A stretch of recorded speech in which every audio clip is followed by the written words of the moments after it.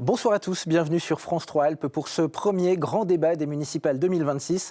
Ce soir, nous vous emmenons à Annecy, une ville où le scrutin s'annonce particulièrement serré. Selon un tout dernier sondage, les 3 principaux candidats se tiennent dans un mouchoir de poche. L'issue du premier tour se joue donc peut-être ici, ce soir et devant vous. Durant 1 heure, pour vous aider à y voir plus clair, nous parlerons mobilité, logement, circulation, proximité. Nous tenterons d'imaginer la ville de demain, Annecy. À quoi ressemblera-t-elle en 2040 ? On en débat tout de suite.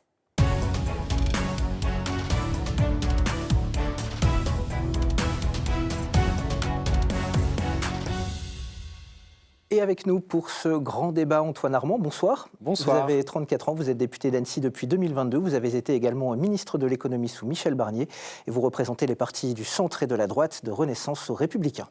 Avec nous également Alexandre Mulatier-Gachet, bonsoir. Bonsoir. Vous avez 39 ans, vous êtes premier adjoint au maire depuis 2023. Vous représentez la gauche et vous êtes notamment soutenu par Place Publique, le Parti socialiste et les écologistes.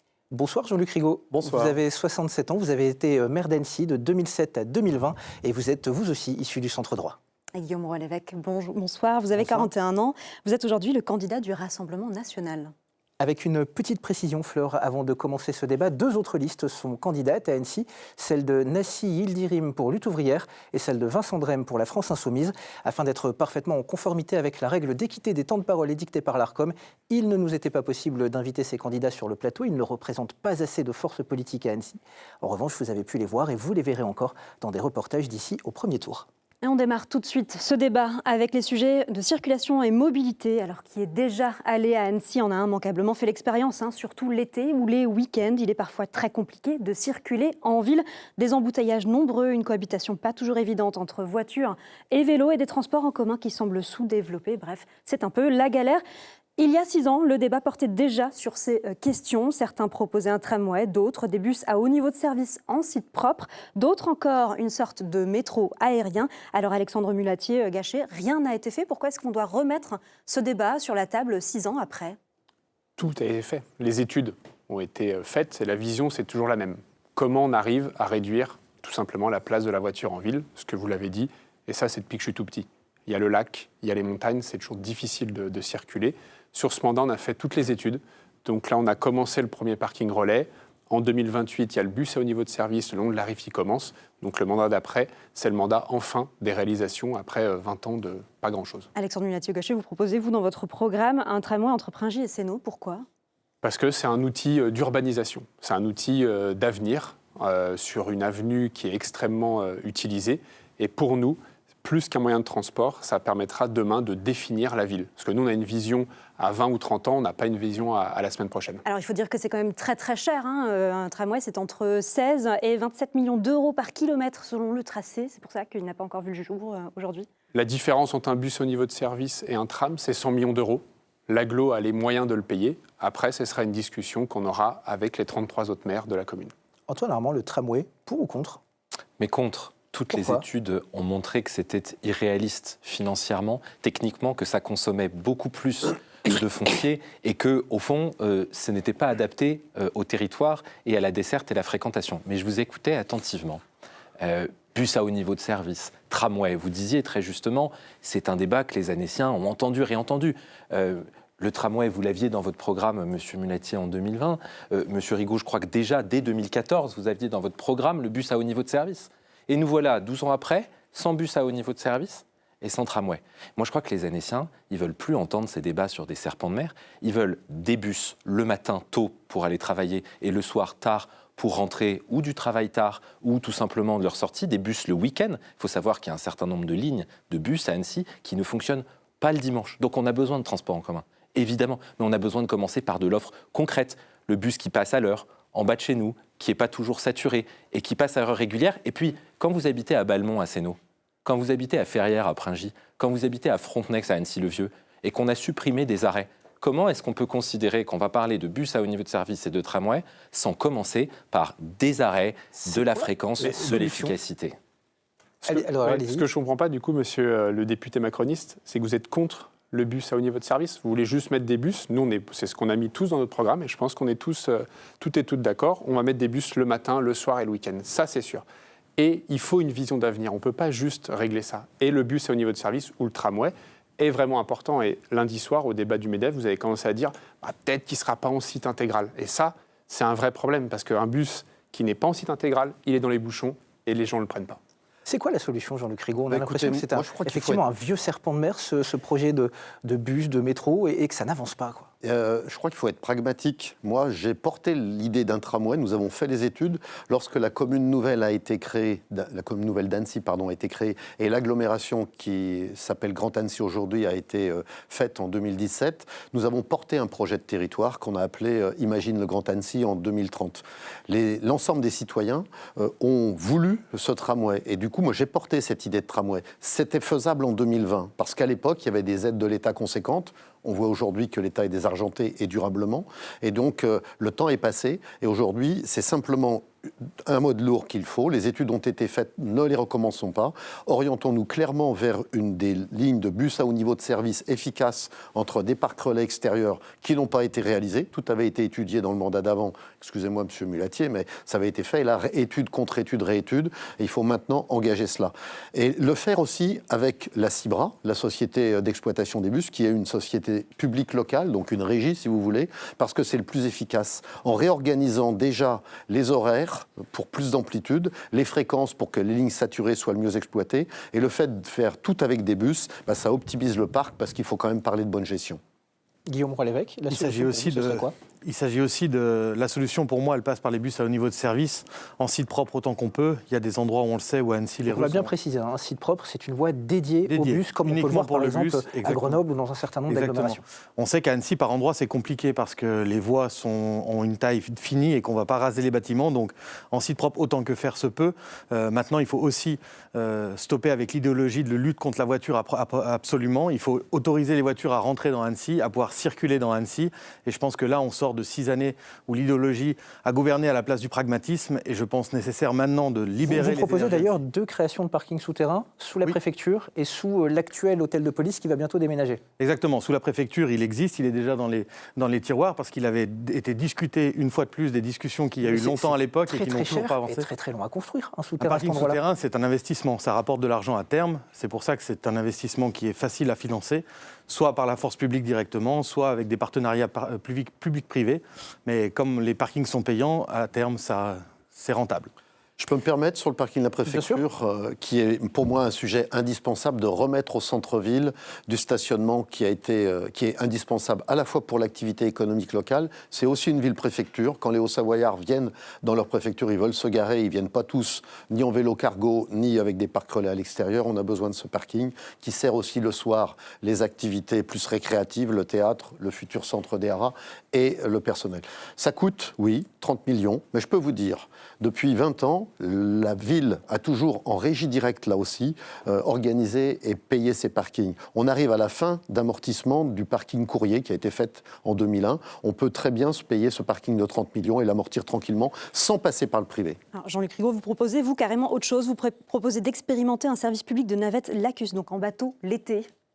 Oui, ça avait déjà été étudié dans tous les sens. Ce qui est intéressant, et là on parle de l'agglomération, on ne parle pas de la ville d'Annecy. Je rappelle que ces élections sont à la fois municipales, mais également intercommunales. Même dans si la effectivement les électeurs ne votent pas directement pour l'agglomération, il y a sur les listes des personnalités fléchées pour siéger à l'agglo. On parle de ces sujets de mobilité qui sont des sujets d'agglomération, évidemment. Et donc c'est plus des navettes transversales. Quand vous êtes à Saint-Joriot et que vous allez sur l'autre rive en face, à Menton par exemple, eh bien, je pense que réexpérimenter cela, ça avait été fait de manière légère, on va le faire de manière un peu plus... Messieurs, ce plan de circulation, vous êtes tous d'accord pour le corriger, le revoir apparemment. Est-ce que vous comptez faire cela en concertation avec les habitants, les commerçants, les usagers ?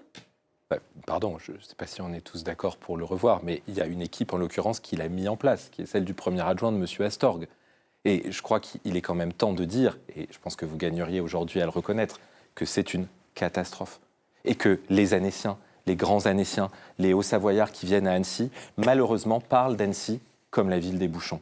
Parlent d'Annecy comme la ville où il n'y a plus de stationnement en centre-ville, où les commerces de proximité ferment, les uns après les autres. Je vais finir. Dépiétoniser certaines rues.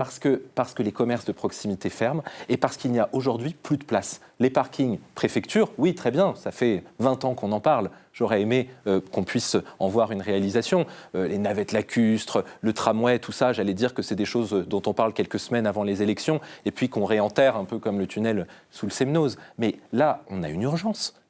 Et si je suis élu maire, dès les premiers mois, je reverrai le plan de circulation, je créerai 200 places supplémentaires en centre-ville, et oui, nous lancerons les parkings dont nous parlions, qui sont indispensables, mais qui vont mettre des années à arriver. Mais il faut constater qu'aujourd'hui, Annecy est devenue la ville des bouchons, et qu'il faut réagir Alexandre vite Mulatier-Gachet, et ce clair. plan de circulation, on le corrige, on le laisse comme ça, on fait quoi? Non, moi, c'est ce que j'ai dit depuis le début. Je suis le premier adjoint. Je ne le renie pas du tout. Jusqu'à preuve du contraire, vous avez remarqué, je ne suis pas le maire d'Annecy, en tout cas pas encore. Et ce n'est pas en changeant 200 interdits qu'on va régler les problèmes de circulation dans cette ville. Ce n'est pas en mettant un parking préfecture qui va ramener des véhicules en plein centre qu'on va réduire les bouchons. Et c'est certainement pas, comme ce que propose le député macroniste, de réouvrir le quartier du lac. Ça, c'est une hérésie. Parce que si on dit en concertation avec les habitants, ben, je pense qu'il faut aller voir les habitants qui ont été justement protégés par rapport au plan de circulation. Et si on leur demande, eux, si on veut revenir en arrière, je ne pense pas que ce sera la possibilité. Mais en tout cas, il faut l'étudier et il y a des ajustements à faire, ça je le reconnais volontiers. Il y a un point qui va vous mettre tous d'accord, c'est qu'Annecy est une ville magnifique, personne ne dira le contraire ici. C'est aussi une ville où il est très difficile de se loger, les logements sont rares, ils sont très chers, une ville qui attire beaucoup, tant des touristes que des habitants, ville très dynamique donc. Vous êtes plusieurs pour essayer de régler ce problème du logement, à proposer le bail réel et solidaire. En quoi cela peut-il être une solution, Antoine Armand? Le bail réel et solidaire, c'est une manière de baisser à l'achat le prix de 20 à 40%. Parce qu'en réalité, la collectivité prend en charge le foncier, ou en tout cas assure le foncier. La personne qui construit sa maison ne paye que le bâti. Exactement. Et c'est ce qui a notamment déclenché le Genevois il y a des années maintenant, qu'Annecy commence à faire avec beaucoup de retard. Il faut le massifier. Pourquoi ? Parce qu'on a des jeunes actifs, des primo-accédants qui n'arrivent pas aujourd'hui à se loger, des personnes qui ont des petites retraites, qui aimeraient acheter, pouvoir voir venir sur le long terme avec des petites retraites et qui n'y arrivent pas. Donc il faudra utiliser, et moi je développerai si je suis élu maire, ce bail réel et solidaire. Mais il faut se dire aussi la vérité, ça ne résoudra pas tout. Et donc il faudra aussi des conventions avec les bailleurs, avec les employeurs publics et privés, parce que sinon, on n'aura plus d'agents publics à Annecy, on n'aura plus d'agents de supermarché, on n'aura plus de personnel salarié qui peut travailler dans l'industrie ou dans le tourisme, et on en a besoin, donc je développerai aussi ces conventions qu'on a rendues possibles récemment par la loi. Guillaume Rollevec, vous en pensez quoi? Est-ce que le problème, c'est pas justement le manque de foncier à Annecy? Oui, nous on pense que le manque de foncier est important, qu'il faut débloquer ça. Malheureusement, ce n'est pas dans les prérogatives d'un maire et dans les possibilités d'un maire. Ce qui est dans les possibilités au niveau national, nous on porte la suppression de la loi ZAN qui permettrait à nouveau... La loi ZAN, c'est zéro artificialisation nette, donc ça permet de reconstruire. Exactement, ça permet de réutiliser du foncier pour le développement des villes. Donc on y est favorable au niveau national. C'est sûr que si au niveau national ça change, on pourra faire des choses au niveau local. Maintenant, au niveau local, je pense que le bail réel solidaire est une bonne option. Nous, on préconise aussi, on a envie de tester, de mettre en essai le fait d'avoir une aide directe de la mairie pour des jeunes couples qui veulent s'installer à Annecy, des jeunes couples annéciens avec une condition de résidence sur Annecy pendant 5 ans. L'idée, c'est de pouvoir installer sa famille à Annecy. On trouve lamentable que des jeunes annéciens soient obligés de quitter la ville au lieu de Alors, pouvoir... pour nos téléspectateurs, on rappelle que vous proposez 10 000 euros aux Annéciens qui y habitent depuis plus de 5 ans. 10 000 euros sur un T2 à 250 ou 300 000 euros, c'est un peu court, Ça non ? permet de déclencher les prêts bancaires en réalité. Ça permet de montrer que la mairie sélectionne des candidatures et donc ça aide à être déclencheur des dossiers. La mairie ne va pas acheter des biens à la place des gens. On va faire ça à petite échelle pour tester, voir si ça sert vraiment à déclencher. On est des pragmatiques, on veut essayer des choses, on veut trouver des solutions. Le maire peut peu de choses sur le logement en réalité. Maintenant que le PLU et HMB a été voté juste avant l'élection, histoire de bien bloquer la situation pour les années qui viennent, il faut être créatif et trouver des solutions pour aider les Annéciens à se loger. Et donc, on propose notamment ça. On vous voit beaucoup réagir, Alexandre Mulatier. On va venir vers vous, mais juste avant, une question pour vous, Jean-Luc Rigaud. Vous proposez, si j'ai bien lu votre programme, la création d'un fonds de garantie des loyers pour les jeunes actifs et les étudiants. Oui, ça me semble indispensable aujourd'hui, parce que quand on veut se loger à Annecy, qu'on n'a pas de garant, parce que les parents sont loin, parce qu'il y a toujours 10 000 raisons, on n'arrive pas à se loger parce qu'il n'y a pas les garanties suffisantes. Et ce fonds de garantie permettrait justement à ce que les jeunes, ceux qui arrivent dans des nouveaux emplois, puissent le faire beaucoup plus facilement. Ce sont des mesures simples, parce que finalement, rendre le logement plus abordable, il y a effectivement reconstruire, réorganiser la ville de manière plus harmonieuse qu'elle ne l'est, avec la révision du PLUHMB, pardon de l'acronyme, du plan d'urbanisme, on va dire, pour permettre la construction de logements. Aujourd'hui, l'objectif est de 1400 logements. Il y a besoin d'environ 1600 logements par an, compte tenu des perspectives. Il y a un gap, donc il va falloir le retrouver, ce gap. Parce que les logements, c'est demain les emplois et c'est demain l'activité avec économique. Un marché de la location qui est très tendu. Il y a moins de 2% de logements vacants à Annecy. Oui, le marché en gros, quand un logement se libère, il est immédiatement reloué. Effectivement, trop tendu. Et ce fonds de garantie permettra d'assouplir et de permettre à des nouveaux accédants de le faire mieux. Et puis également le parc social. Le parc social, il faut créer des conventionnements, et on va le faire avec les bailleurs sociaux, pour, là aussi, le taux de rotation, c'est un des plus bas de France. Redonnons de la rotation avec les gens restent trop longtemps dans leur logement social. L'accès des primo-accédants pour faire sortir les gens du parc social et pouvoir redonner de la rotation et donc refaciliter l'accès au logement. Et je voudrais terminer, parce qu'on parle que d'acquisition nouvelle ou de logement, mais également faire en sorte que les gens soient mieux dans leur logement, continuer la rénovation thermique des bâtiments, faire en sorte que le prix des loyers, certes, pas le faire baisser, mais le prix des charges peut également baisser. Ça participe également à mieux vivre ou se loger de manière plus abordable. Justement, Alexandre Mulatier-Gachet, vous proposez dans votre programme d'encadrer les loyers. Tout à fait. J'entends tout ce qui est dit autour de la table. On va revoir le PLUI. Donc on me dit... Le plan local d'urbanisme intercommunal. Le plan local d'urbanisme, où est-ce qu'on construit? Mais du coup, c'est-à-dire pendant 3 ans, on ne va rien faire. Et nous, ce qu'on a fait, c'est qu'on a préservé les terres agricoles. Et ça, c'était vraiment important. Ce qu'on a fait, c'est qu'on s'est dit qu'il y aura un tiers de logements qui soient aidés, un tiers de ce fameux BRS. Ça existe depuis 20 ans, hein, monsieur le candidat. Le 2 tiers de logements encadrés, non, ça n'existe pas depuis 20 ans au niveau des 34 communes. Ensuite, ce qui est important, c'est l'encadrement. J'ai entendu par ailleurs qu'apparemment, ça ne marchait pas. Toutes les villes qui l'ont mis en place, effectivement, ça ne baisse pas le prix, mais ça freine l'envolée. Alors c'est ça qui est important. À Lyon, à Villeurbanne, les locataires qui en ont bénéficié économisent en moyenne 1 821 € par an, c'est pas rien. Ah bah bien sûr, c'est pour ça qu'on le propose. C'est qu'en fait, c'est une vraie mesure. Et ça, les chiffres qu'on donnait sont totalement justes. À Paris, c'était 900 €. Non, je crois qu'il y a aujourd'hui un consensus dans la littérature, malheureusement économique, pour dire que ça ne fonctionne pas. Ni sur les loyers, parce que dans la zone qui n'est pas encadrée, à l'extérieur de la zone qui n'est pas encadrée, ça explose. Ni dans la zone où les loyers sont encadrés. Pourquoi? Parce que les appartements sont remis en vente, les logements sont abandonnés, la qualité des logements, M. Rigaud en parlait à juste titre, il faut une qualité de logement. Il faut qu'on rénove les logements, il faut qu'ils soient adaptés aux personnes qui vieillissent dans leur logement. Mais plus personne ne fait un investissement une fois que le loyer est encadré par qui? Par l'État? Par le maire qui décide seul le prix de l'investissement. On est là. Et c'est une proposition de gauche radicale qui est portée par des mairies de gauche radicale et qui, malheureusement, y compris à Lyon, a eu un effet, faire exploser le taux de logements vacants. Alexandre Mulatier-Gachet. Monsieur le député macroniste a employé le bon mot. Un investissement. Nous, le logement, c'est un droit.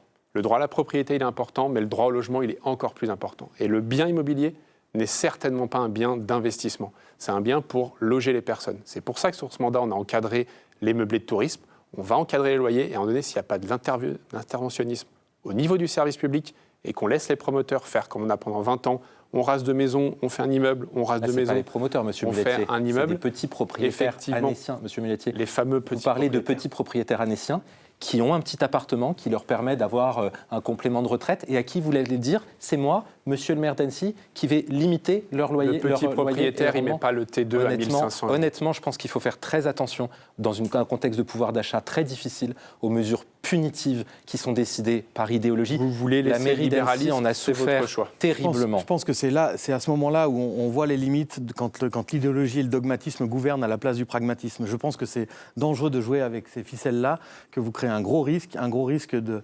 on le sait, ça n'a pas marché. La réalité est là, malheureusement, ça n'a pas marché, ça a été démontré. Les chiffres sont là, et je veux démontrés dire, par je ne sais qui. Encore une fois, quand on gouverne par idéologie au lieu de gouverner par le réel, ça donne des fausses bonnes idées au démarrage et qui, à la fin... Alors, on nous a donné le même argument sur les meublés de tourisme. Ça ne marchera pas. Si ça marche, à la fin, Si on veut gouverner par le réel, comment on fait pour faire baisser les loyers, ou en tout cas stopper l'envolée de ces loyers à Annecy? La solution. Alors, on peut dire que c'est la loi de l'offre et de la demande. Il y a beaucoup de demandes, les prix s'envolent. Mais est-ce qu'on ne peut pas agir quand on Exactement, et bâtir aussi. Il y a nécessité de bâtir du logement. Il y a très peu de foncier. Il y a possibilité de gagner en verticalité. On peut monter dans les R+. En même temps, ça permet de financer du souterrain, ce qui est nécessaire à Annecy, parce qu'on a aussi besoin de places de stationnement pour garer les voitures, parce que les gens ne volent pas ou ne roulent pas tous en vélo. Il y a des gens qui ont une voiture et qui en ont besoin. Et donc, la verticalité permet de financer du souterrain. Bref, le pragmatisme pragmatisme, c'est ça, c'est de se dire par secteur, il ne faut pas avoir peur de se poser les questions, de monter en verticalité, de redensifier par secteur. Il faut le faire. C'est une étude approfondie à faire de chaque secteur.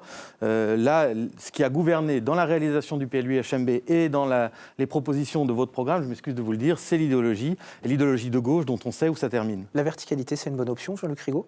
La ville a été jusqu'à présent avec un seuil maximum de 27 mètres, 21 sous l'acrotère, sauf des zones d'activité, d'aménagement particulières comme le quartier de Novelle, où il y a des R+10, R+12 qui existent. Je pense qu'il faut réimaginer la ville de demain un peu de cette façon-là, mais pas comme ça a pu être fait aussi sur le secteur de Sénaux, où il y a eu pas mal d'étalements quand l'immobilière Casino avait pris en charge toute la réorganisation du quartier Péria et des Blanches, etc. Où on a mélangé des zones résidentielles, des zones commerciales, c'est pas très et on voit réussi, bien d'ailleurs. aujourd'hui la difficulté qui est celle des Sénaudiens de vivre cet espace où il faut refaire une culture de cœur de village, de cœur d'îlot, mais je crois qu'il y a un sujet sur la proximité, on pourra en reparler.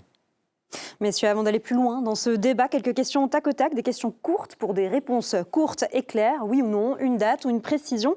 Alors, je vous le demande à tous, la piscine des Marquisas, c'est pour quand, Jean-Luc Rigaud ? Le plus vite possible, j'espère. Il y avait un projet, il a été revu et corrigé, corrigé, revu, et pour le moment, on est obligé d'aménager au lac. Antoine Armand. Dès les premiers jours de mon mandat, je dirai la vérité enfin aux Annéciens sur les délais et les coûts. Nous apprenons ces derniers jours que sans doute l'hôtel de ville va connaître un nouveau délai, monsieur Mulatier, et un nouveau surcoût. À nouveau que la mairie ne veut pas communiquer avant les élections. Je vous le dis, c'est extrêmement grave. Vous devriez communiquer sur ce sujet. Nous ne sommes pas aujourd'hui, étant donné la gabegie et les fautes de gestion. Pardon, mais ça me met extrêmement en colère. Ça me met extrêmement en colère qu'on gaspille des millions d'euros pour une mairie ou pour une piscine qui aurait dû être finie depuis bien longtemps. Et le problème, c'est que les Annéciens n'ont plus confiance. Les Annéciens n'ont plus confiance.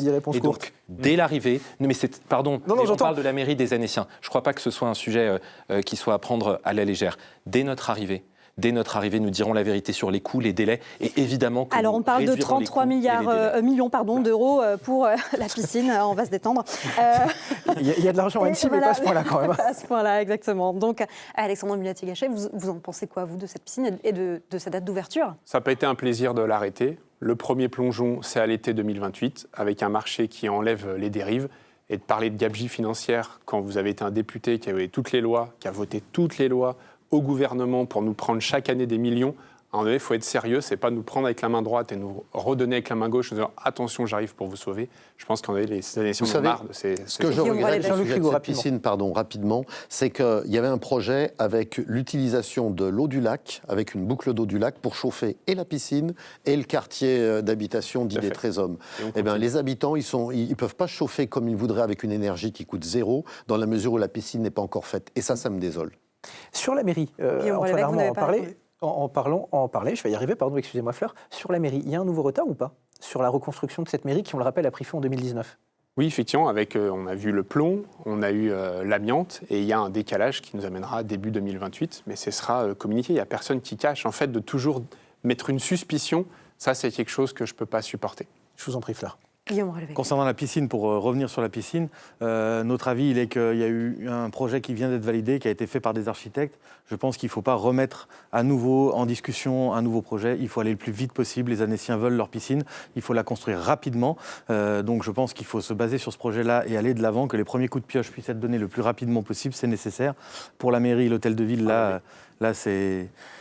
c'est incroyable. En réalité, un jour, on aura une mairie, on le sait. Tous les 6 mois, on nous annonce un retard, un recul, un retard. Là, il y a des problèmes de structure aujourd'hui qui vont se poser parce qu'avec l'eau et les infiltrations qu'on a eues cet hiver, bref, il y a quand même des questions à se poser sur la gestion des chantiers.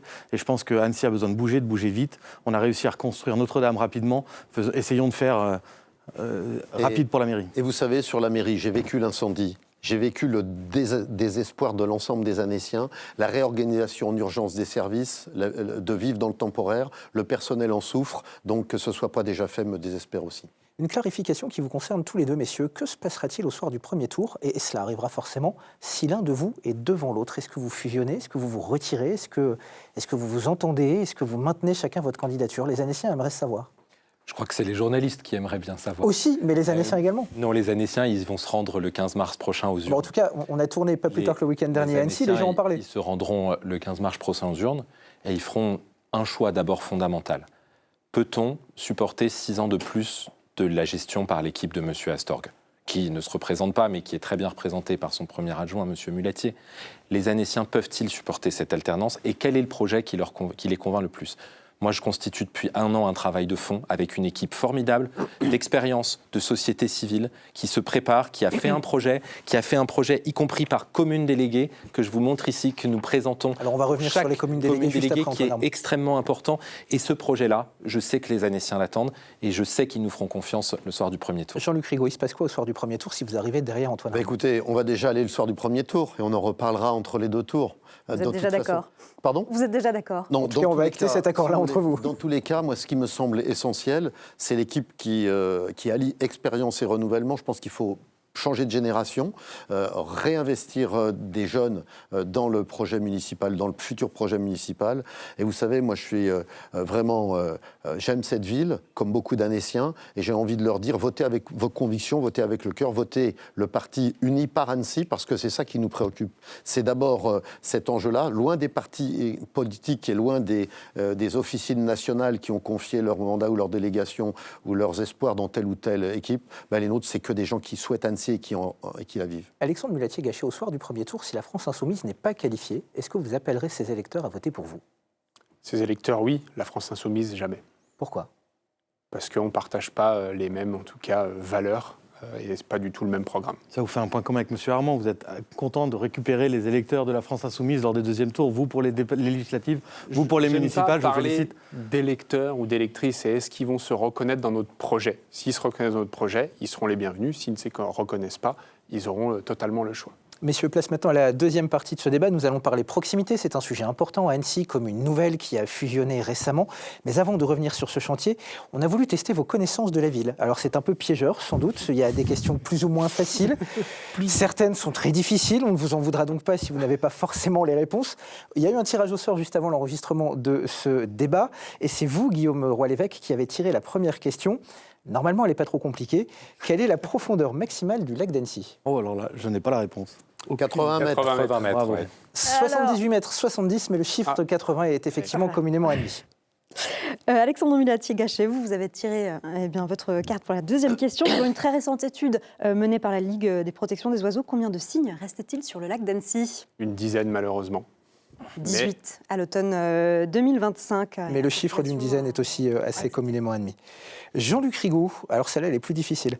D'où vient le nom d'Annecy ? Quel était le premier nom de la ville d'Annecy ? Annecy, le premier nom avec S-C-Y, qui vient de l'histoire d'Annecy, qui était le Annecy historique était Annecy-le-Vieux. Sur la colline. C'est pas ce qu'on a trouvé. Boutaï, la ville romaine. Ah oui, Boutaï avant, d'accord. Comme l'allée de Boutaï. Ou Aniciaca, qui était un propriétaire gallo-romain qui était installé sur l'actuel Annecy-le-Vieux. Et Antoine Armand, tout le monde connaît le château d'Annecy, mais savez-vous à partir de quel siècle sa construction a commencé ? Alors elle s'est étalée sur un certain nombre de siècles, je crois, mais elle a dû commencer à la fin du Moyen-Âge, vers le 14e ou 15e siècle. Le 12e. Ah bon, encore avant. Il y a encore quelques classiques à revoir. Les travaux sont longs à Annecy depuis longtemps. Pardon. C'est à la fois avoué qu'elle était pas mal. On va continuer donc sur la question de la proximité. On le disait, cette ville a énormément changé en 2017. Vous l'avez évoqué, Jean-Luc Rigaud, puisqu'Annecy a alors fusionné avec 5 autres communes alentours, Annecy-le-Vieux, Sénaux, Crangevrier, Mété et Pringy, faisant d'elle la 29e ville la plus peuplée de France, proche de Grenoble, nettement devant Rouen ou encore Orléans. Pourtant, il semblerait aujourd'hui que les Anciloviens, les Sénaudiens, les Crangevriens, les Métaisans ou les Prignaciens aient parfois du mal à se sentir pleinement annéciens. Cette fusion, est-ce qu'elle est ratée aujourd'hui, Jean-Luc Rigaud ? Je pense qu'elle n'est pas ratée, elle est inaboutie, elle est en panne. Rappelons les choses, je vais essayer d'être court. 2015, la loi NOTRe, qui dit les grandes régions et qui oblige les communautés de communes à se regrouper entre elles pour faire des établissements de coopération intercommunale plus grands. L'agglomération d'Annecy grossit, la ville-centre restait à 55 000 habitants, un peu moins que Chambéry même, et du coup la nécessité de retrouver un équilibre entre une ville-centre d'une interco, qui est la locomotive, et l'ensemble du territoire. D'où la volonté que j'ai exprimée avec les maires de l'époque, de Françoise Camusot à Sénaux, Bernard Accoyer à Annecy-le-Vieux, Jean Boutry à Crangevrier, de dire faisons au moins de la ville dense urbaine une seule entité. Ça a été fait. Pringy et Méthès se sont rajoutés pour avoir la ville de 135 000 habitants que nous connaissons aujourd'hui. Mais quand vous faites une structure plus grande, naturellement, on a tendance à éloigner les grandes structures, une tendance à la déshumanisation. Donc la fin du mandat de 2017 à 2020 a été faite dans le respect de l'histoire des communes historiques par l'assemblage des conseils municipaux. Le mandat suivant devait être celui de... Naturellement, 2020, un projet unique pour l'ensemble du territoire, un maire, une équipe et une organisation. Et 2026, je termine, sera le projet justement... Vous êtes un peu en avance sur le temps de parole. Je serai en avance sur le... Pardon. Vous êtes un petit peu en avance sur le temps de parole. Donc, sera l'aboutissement de celle-ci, avec justement l'assemblage final et la réorganisation autour d'une vie de quartier, avec 16 quartiers, avec des référents de quartier, et ce qui permettra de renforcer les mairies déléguées comme des mairies de service. Vous êtes très en avance sur le temps de parole, Jean-Luc Rigaud. Les maires adjoints pour récupérer et économiser leurs indemnités. Comment est-ce qu'on recrée de la proximité, justement, dans une ville de près de 135 000 habitants aujourd'hui, Alexandre Mulatier-Gachet? En remettant l'humain au centre. Les habitants et les habitantes, ça les embête de ne pas avoir de réponse tout de suite. Et je le promets à le déplorer, d'avoir 3 ou 4 mois pour répondre. Et c'est pour ça qu'actuellement, on est en train de travailler, d'avoir une proposition d'organisation. Nous, on gardera les maires délégués, parce que cette proximité, elle est primordiale, et les habitants, pour avoir discuté beaucoup avec eux, ils en ont en tout cas besoin. On fera attention au niveau des investissements, qu'ils soient bien répartis au niveau des communes, et on tiendra une permanence par semaine en dehors des mairies. Et j'insiste bien, par semaine dans chaque commune déléguée, dans un café, sur le marché, à un endroit où les gens ils peuvent directement nous rencontrer, qu'on soit directement à portée d'interpellation. Et ça, on s'y engage, que les personnes en remettent, et j'insiste vraiment que l'humain y soit au cœur. Antoine Armand, la proximité, comment on fait? Bon, d'abord, je pense qu'il faut se dire les choses. La fusion est un échec. La fusion, je crois, M. Rigaud, avec la sympathie que j'ai pour vous, elle aurait dû être décidée par les habitants.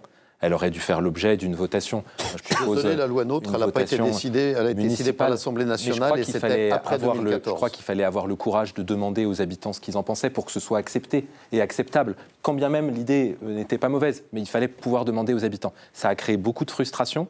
Ensuite, ça a été dit, pendant plusieurs années, malheureusement, le travail n'a pas été fait. Et on a maintenant de l'éloignement et 20% de dépenses de fonctionnement en plus qu'avant la fusion. Autrement dit, on n'a ni l'efficacité, ni l'économie, ni la proximité. Donc nous, on veut absolument retrouver de la proximité. Et si je suis maire, contrairement à M. Rigaud, je ne supprimerai pas les communes déléguées. Parce que quand vous supprimez les maires délégués, c'est la loi, vous devez supprimer les communes déléguées. Vous devez supprimer et effacer ses NO, son code postal, sa mairie, ses directions de proximité. Et ce n'est pas entendable aujourd'hui pour Sénaux, pour Cran, pour Anne-Sylvieux. En revanche, il faut redonner de la marge d'action à la proximité. Il faut que le maire délégué, chaque semaine, et ce sera mon cas, voit le maire.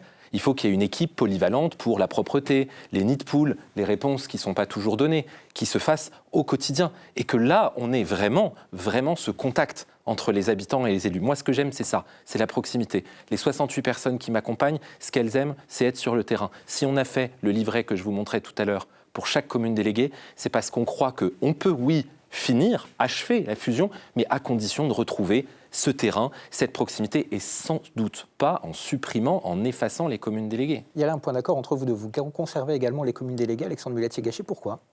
Parce que c'est un échelon qui est important. C'est un échelon qui est important pour la proximité, pour l'écoute. Et les personnes, ils sont attachés à leur commune déléguée et aussi à leur maire délégué qui va répondre aux questions. Et ça, pour nous, c'est primordial qu'il y ait un humain qui réponde, soit pas juste un courrier ou un chatbot ou une IA quelconque qui réponde. Et ça, c'est vraiment ce qu'on veut mettre en avant dans notre programme, que les conseils de quartier aussi, ils aient un budget dédié, qu'ils puissent réellement agir. Et c'est vraiment ce pouvoir d'agir et ce pouvoir d'interpellation qu'on veut, en tout cas, nous, mettre en avant dans cette proximité. Les budgets dédiés, la démocratie participative, tous les candidats ou presque la promettent dans toutes les villes. Qu'est-ce qui fait que ce serait différent si vous étiez maire? Parce qu'on a vu les écueils, moi j'ai vu les écueils sur ce mandat, sur ce qui marchait et ce qui ne marchait pas. Et du coup, je sais ce qu'il faut mettre en place pour que demain, ça fonctionne. C'est-à-dire, qu'est-ce qu'il faut mettre en place? Il faut qu'au niveau de l'administration, au niveau des élus, on ait la réelle volonté de le faire. Et qu'en fait, directement, quand il y a une problématique à répondre, que le conseil de quartier puisse saisir directement la direction concernée. Donc c'est la réponse à l'habitant.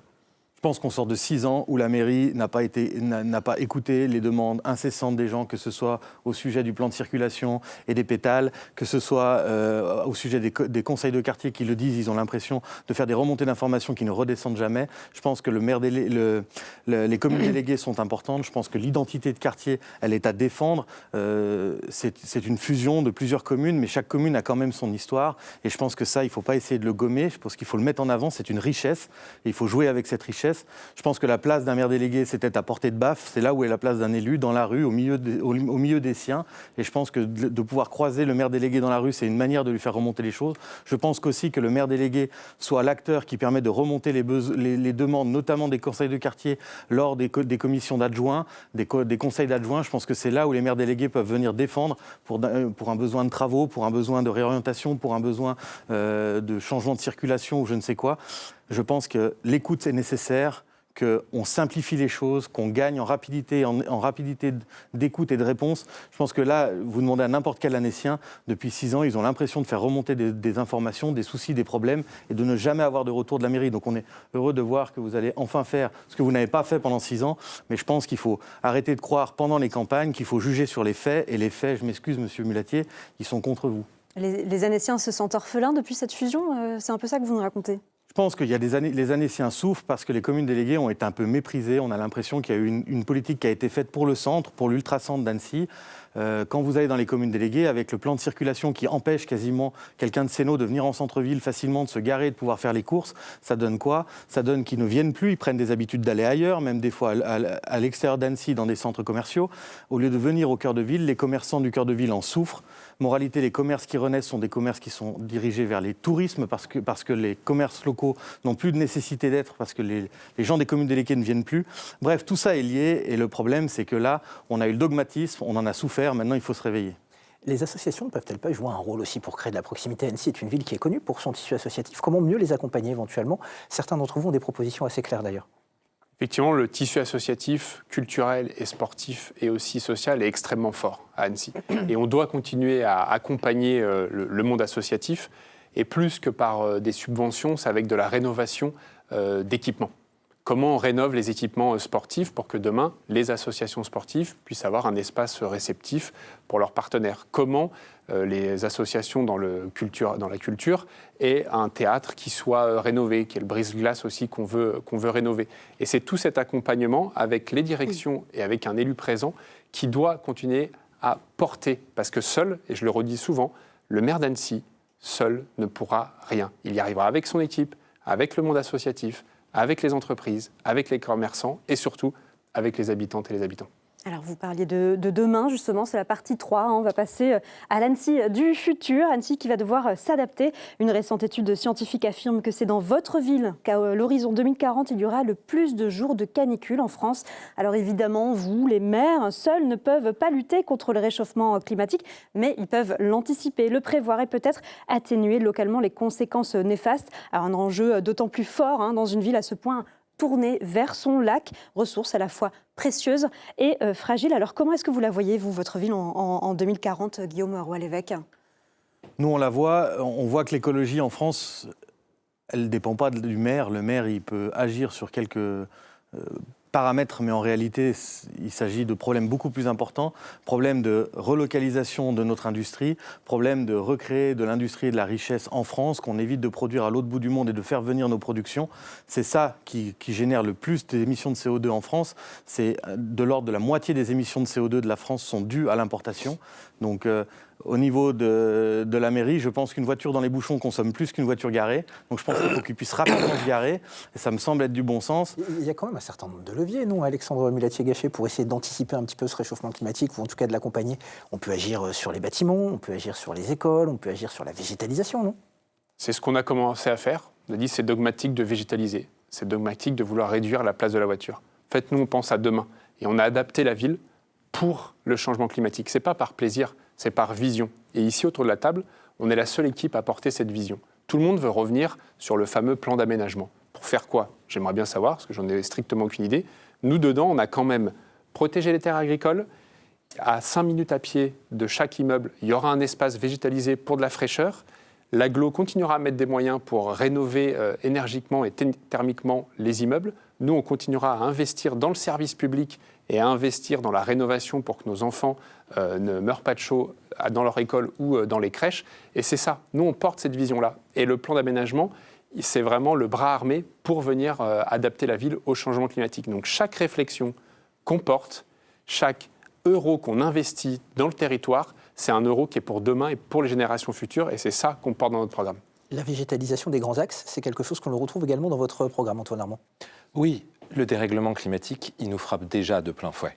Et sur ce sujet, on ne peut pas avoir de posture et dire moi je suis de tel ou de tel bord. Il faut voir une réalité. Quand des choses positives ont été faites, la végétalisation des cours d'école, le démarrage de certaines rénovations, c'est très bien et il faut continuer. Moi, demain, si je suis élu maire d'Annecy, mon obsession, ce ne sera pas de chercher absolument tout ce qu'ont fait les autres avant moi et de les casser. Ce sera de garder les bonnes choses et puis d'avancer et de corriger les mauvaises.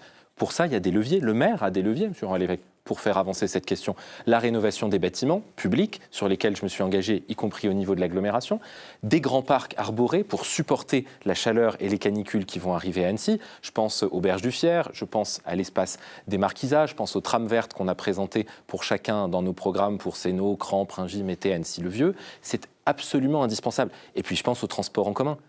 Annecy en 2040, la ville dans laquelle je vivrai, nous vivrons en 2040, dans laquelle, à titre personnel, je vivrai, j'espère, j'élèverai mes enfants, je serai, comme tous, préoccupé par la transmission, par les générations futures, par les personnes âgées, dans un cadre de vieillissement de la population qu'il faudra accompagner. Cette ville-là, elle doit être accessible, elle doit être abordable, elle doit être protégée du changement climatique. Et donc, il faut faire ces investissements qui, malheureusement, pour certains ont pris du retard, pour certains ont été engagés. Il faut les faire maintenant parce que protéger Annecy, protéger le patrimoine naturel d'Annecy, le lac, qui pourrait être aujourd'hui pollué, c'est se mettre dans la lignée des précédents. C'est se mettre de la lignée de nos grands prédécesseurs, de Charles, de Bernard Bosson. Je suis très heureux d'avoir la fille de Bernard Bosson dans mon équipe parce que c'est une personne qui est garante de cette identité et de cette âme d'Annecy. Jean-Luc Rigaud, on va vous poser la question concernant la déperméabilisation des sols. Est-ce que vous pouvez nous raconter ce que vous comptez faire à ce sujet ? Eh bien, poursuivre ce qui a été commencé, mais c'est un équilibre difficile. Et la vision d'Annecy 2040, c'est vraiment un équilibre entre 5 grands sujets. Le vieillissement de la population, on en a peu parlé, mais c'est une réalité. Le changement climatique, on en parle, et dont la désimperméabilisation et cet équilibre-là. Les enjeux de préservation du cadre de vie, nous y sommes tous tellement attachés. Il y a des images qui circulent à la télé en même temps que cette émission qui sont fabuleuses.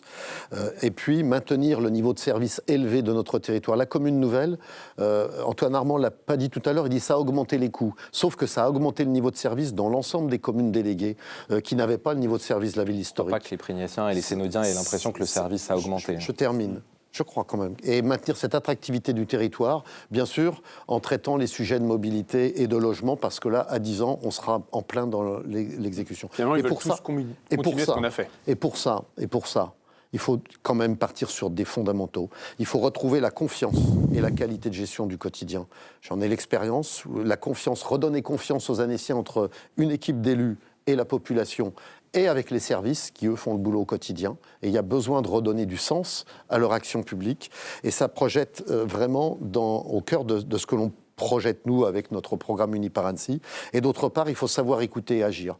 J'ai eu la chance et la fierté, il y a dizaines d'années, de faire Imagine le Grand Annecy, la vision Annecy 2030. Quasiment 10 ans après, là vous me dites, vision Annecy 2040. Eh bien, c'est la même cohérence, écouter, agir, faire ensemble, faire avec les habitants et porter demain un dialogue constructif avec ceux-ci, parce que nous sommes unis par Annecy. Et c'est bien ça qui donne envie à tous d'aller dans cette direction. Vous parlez d'écouter, d'agir. Il faut aussi protéger la faune, notamment les oiseaux. C'est la mission que se donne un collectif autour d'Annecy. Leur objectif, c'est créer un îlot artificiel, une zone de quiétude pour les oiseaux pour permettre leur reproduction. L'idée a déjà fait ses preuves en Suisse, notamment. Nous sommes allés à la rencontre de l'un des instigateurs du projet. Il s'appelle Jérémy Calvo. Il est photographe animalier et naturaliste. Je vous propose de l'écouter. On en discute juste après. Jérémy, cette idée de l'îlot artificiel, elle part d'un constat malheureusement sans appel. La biodiversité souffre énormément autour du lac d'Annecy. Oui, même partout, hein. Mais c'est vrai que là, chez nous, c'est flagrant. On a des chiffres qui nous montrent qu'on a une baisse en 50 ans de 60% des oiseaux d'eau, par exemple. Comment ça s'explique, l'urbanisation galopante? C'est la pression humaine autour de ce lac? Ouais, la disparition des zones humides. On a perdu en un siècle 90% des zones humides. Donc l'habitat des espèces disparaît. Forcément, elles disparaissent aussi. Derrière cette idée d'îlot, il y a un collectif qui vous soutient. Vous êtes de plus en plus nombreux à rejoindre cette idée. C'est important de montrer que les citoyens se mobilisent. Oui, c'est vrai qu'en fait, au début, j'avais eu cette idée un peu tout seul dans mon coin. Et puis, le fait d'en parler autour de moi, il y a des gens qui ont rejoint le concept. Il faut que les politiques s'emparent du sujet pour à la fois nous aider sur les financements, sur la réflexion en amont. Et puis, forcément, c'est le lac qui touche plusieurs communes. Ça impacte beaucoup de monde.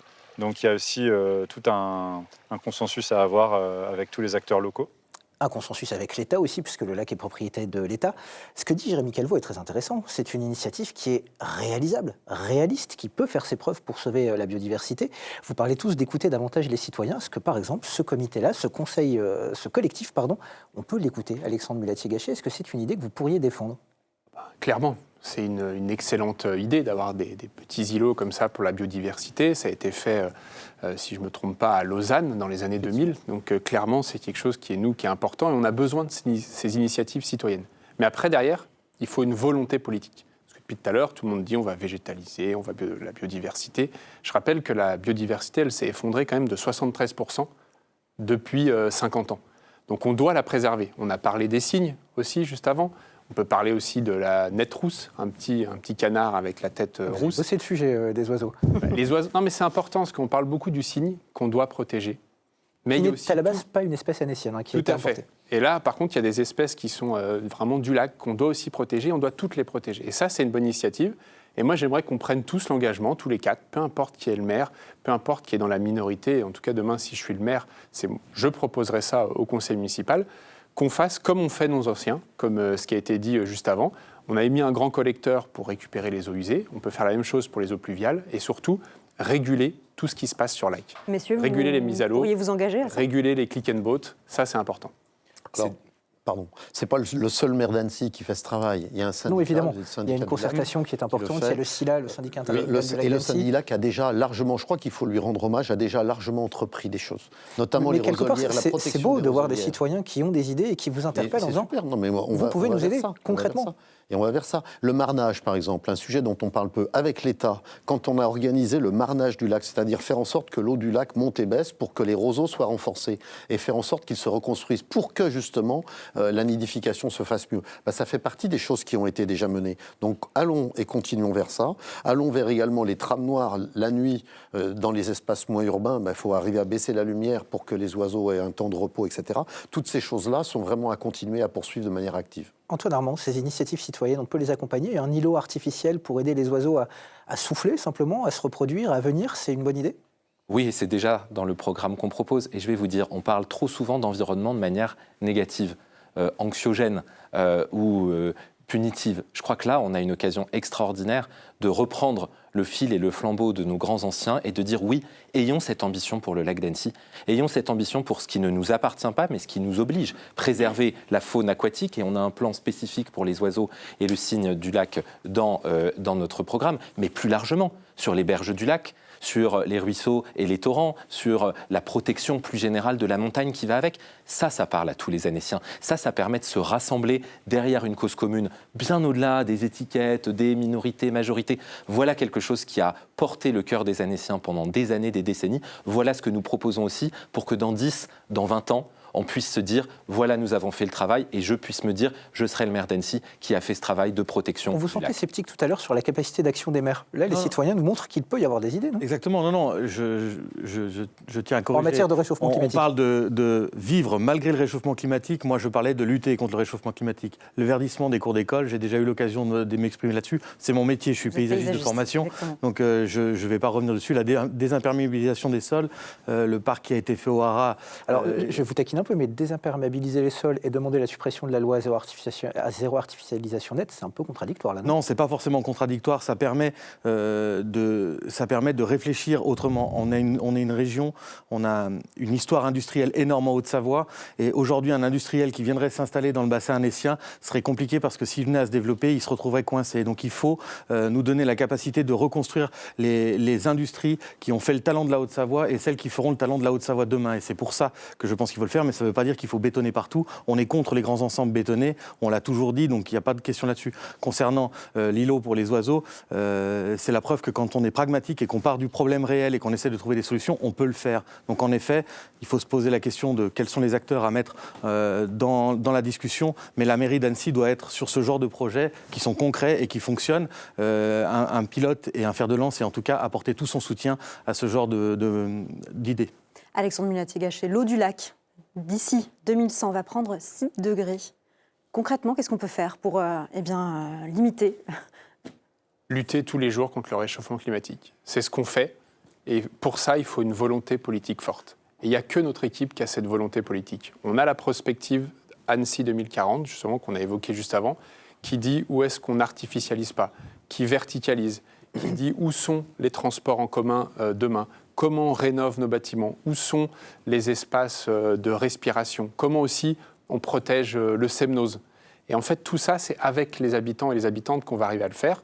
Et ça, seule une volonté politique forte pourra le faire. Si c'est juste dans un programme et juste une volonté, ça ne marchera pas. Et nous, on aura cette volonté, on sera la seule équipe à l'avoir avec Vivre Annecy. Il y aura donc une concertation avec les citoyens ? Bien sûr, il faut les embarquer. C'est ce que je dis souvent, le maire seul n'y arrivera pas. Sans les citoyens et les citoyennes, on ne portera pas ces projets. Et typiquement, ce genre d'initiative, il en faut partout, tout le temps, il faut que le politique les soutienne. Vous êtes plusieurs à parler dans votre programme de cette nécessité d'offrir de l'ombre aux habitants d'Annecy à moins de 300 mètres de chez eux. On en est à un point assez dramatique finalement. Si on doit offrir cet accès-là, ça va devenir comme l'air, comme l'eau. Oui, bien sûr. D'être au frais, ça devient vraiment une nécessité. On le voit dès que l'été, s'il fait 30 degrés dans un appartement, comment on peut bien vivre ? Comment le matin on peut se lever et aller au travail ? C'est pas possible. Et du coup, c'est important qu'on mette des moyens financiers et que, sans aller forcément à chaque fois au lac et au Semnose, qu'on ait d'autres parcs, d'autres lieux de respiration. Et ça, nous, c'est ce qu'on défendra tous les jours, tous les matins. Très bien. Est-ce que la ville peut être réimaginée aussi, avec notamment en encourageant la géothermie, l'aérothermie ? Je pense, Fleur, qu'il faudra convoquer un deuxième débat, peut-être un débat de second tour pour poser ces questions, parce que le temps presse. On arrive à la fin de ce premier grand débat. Merci à vous quatre d'avoir été avec nous sur ce plateau. Merci pour ces éclaircissements. J'espère que cela aidera nos téléspectateurs à faire leur choix. Je vous rappelle, 2 autres candidats sont en lice à Annecy. Nassi Yildirim pour Lutte ouvrière et Vincent Drem pour la France insoumise. C'est donc, on le disait, la fin de ce premier débat. Merci à vous, Fleur, également d'avoir été à mes côtés. Rendez-vous lundi prochain pour un deuxième débat. Nous serons cette fois à Grenoble avec d'autres enjeux, d'autres priorités. On compte sur vous. D'ici là, n'oubliez pas tout de suite votre Journal des Alpes sur France 3. Belle soirée à vous.